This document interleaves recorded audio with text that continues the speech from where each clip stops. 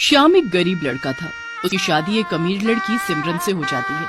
सब कुछ ठीक चल रहा था कि अचानक एक हादसे में सिमरन की मौत हो जाती है और मजबूरीवश श्याम को एक गरीब लड़की माला से शादी करनी पड़ती है।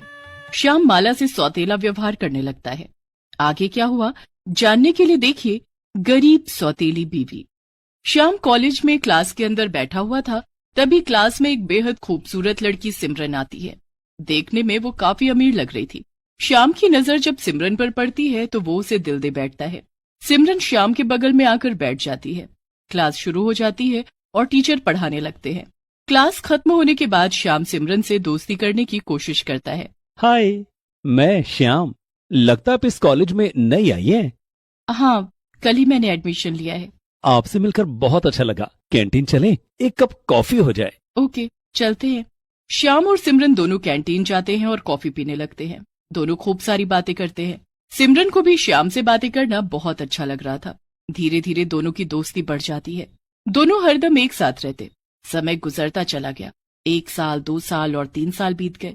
श्याम और सिमरन की पढ़ाई अब पूरी हो गई थी। कॉलेज का फेयरवेल था। उस दिन श्याम ने सोचा, आज के बाद मैं और सिमरन हमेशा के लिए बिछड़ जाएंगे, लेकिन मैं सिमरन से दूर नहीं रह सकता। क्यों ना आज सिमरन से दिल की बात कह दूं। सिमरन भी श्याम के लिए कुछ ऐसा ही सोच रही थी। श्याम ने देखा कि सिमरन उसी की तरफ आ रही थी।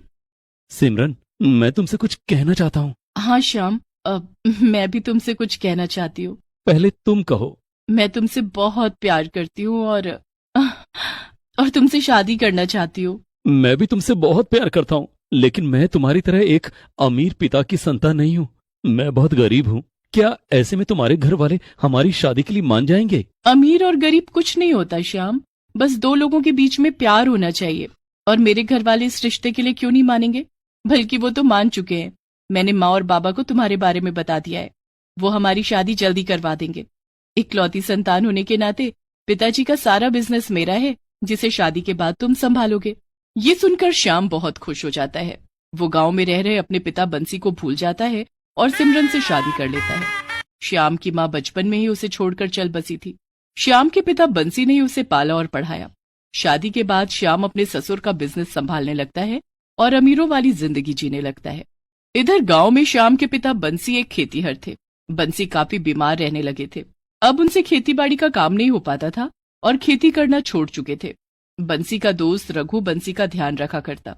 रघु की बेटी माला बंसी को खाना खिलाती और उनकी दवाइयों का ध्यान रखती।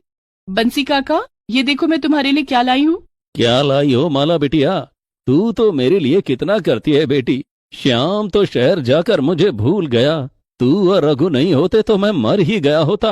ऐसा मत कहो काका, तुम जल्दी ठीक हो जाओगे। खीर पूरी खाओ, इसके बाद मैं तुम्हें दवाई खिला दूंगी। माला की देखरेख में बंसी की तबीयत में काफी सुधार आ जाता है और बंसी ठीक हो जाता है।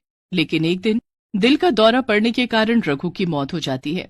मरने से पहले बंसी रघु से वादा करता है कि वो माला की शादी श्याम से करवा देगा। बंसी, मेरी बेटी माला का ख्याल रखना। इसका तुम्हारे अलावा अब कोई नहीं है। तू चिंता मत कर रघु, मैं शहर जाकर श्याम को ढूंढूंगा।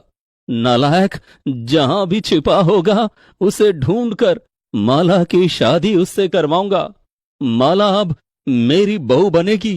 कुछ देर बाद रघु की मौत हो जाती है। रघु के जाने के बाद बंसी माला को लेकर शहर आ जाता है और श्याम को ढूंढने लगता है। इधर श्याम अपनी अमीर पत्नी सिमरन के साथ एक अच्छी जिंदगी जी रहा था। दोनों अक्सर पार्टियों में जाते, आउटिंग करते। श्याम का शहर के बड़े बड़े लोगों के साथ उठना बैठना था। एक दिन, अरे सिमरन, जल्दी करो, हम पार्टी के लिए लेट हो रहे हैं। सब हमारा इंतजार कर रहे हैं। अभी आई। सिमरन भागी भागी सीढ़ियां उतरने लगती है, तभी उसका पैर फिसल जाता है और सिमरन सीढ़ियों से गिर जाती है। सिमरन के सिर पर गहरी चोट लग जाती है। उसके सिर से खून बहता देख श्याम जल्दी से उसे अस्पताल ले जाता है। चोट गहरी होने के कारण इनके दिमाग की नस फट गई है। हम आपकी पत्नी को बचा नहीं सके। सिमरन श्याम को छोड़कर जा चुकी थी। श्याम के लिए ये बहुत गहरा सदमा था। सिमरन का अंतिम संस्कार करने के बाद श्याम काफी दिनों तक काम पर नहीं गया, लेकिन एक दिन उसके ऑफिस से फोन आया और श्याम ऑफिस जाने के लिए अपनी कार से बाहर आया। उसकी गाड़ी रेड लाइट पर खड़ी थी। तभी रेड लाइट पर खड़े बंसी और माला ने श्याम को देख लिया। बंसी दौड़कर श्याम के पास आया और उसकी कार की खिड़की खटखटाते हुए बोला, श्याम बेटा, श्याम बेटा, खिड़की खोल। अपने पिता को सामने देखकर श्याम ने उन्हें और माला को कार में बिठा लिया और उन्हें अपने ऑफिस ले गया। ऑफिस में श्याम बेटा, तू तो भूल ही गया कि तेरा एक बाप भी है। नहीं बाबा, दरअसल मैं यह नौकरी की उलझन में फंस गया था। लेकिन आपके साथ ये कौन है? इसे नहीं पहचानता? ये माला है, रघु की बेटी।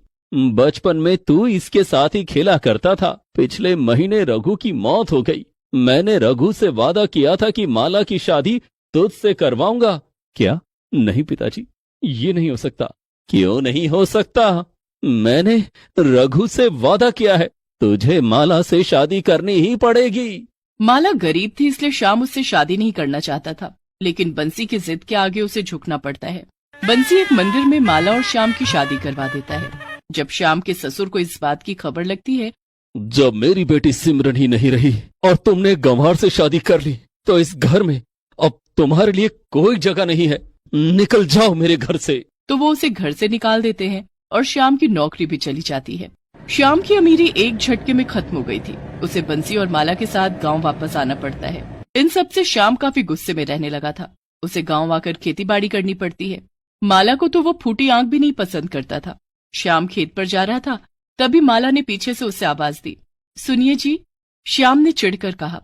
कितनी बार कहा है कि पीछे से आवाज मत दिया करो। अब क्या बात है?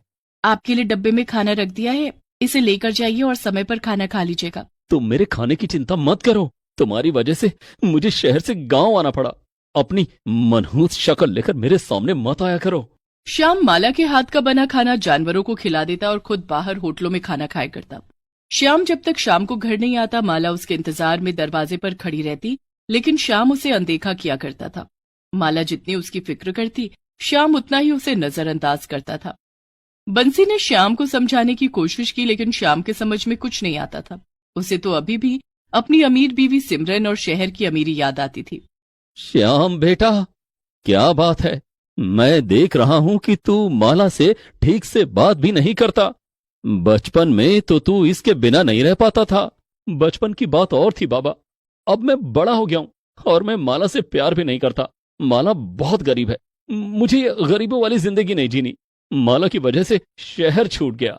देख श्याम, शहर की चकाचौंध देखकर तू गांव की सादगी को भूल गया है। लेकिन ये मत भूल कि तू इसी गांव में पैदा हुआ और पला बड़ा है। इस गांव की मिट्टी से तेरी जिंदगी जुड़ी हुई है। जब तू मुझे छोड़कर शहर में रंग रलियां मना रहा था, तब माला ने ही मेरी देखभाल की थी। बंसी की बात सुनकर श्याम नाराज हो जाता है और घर से बाहर चला जाता है। रात हो चुकी थी।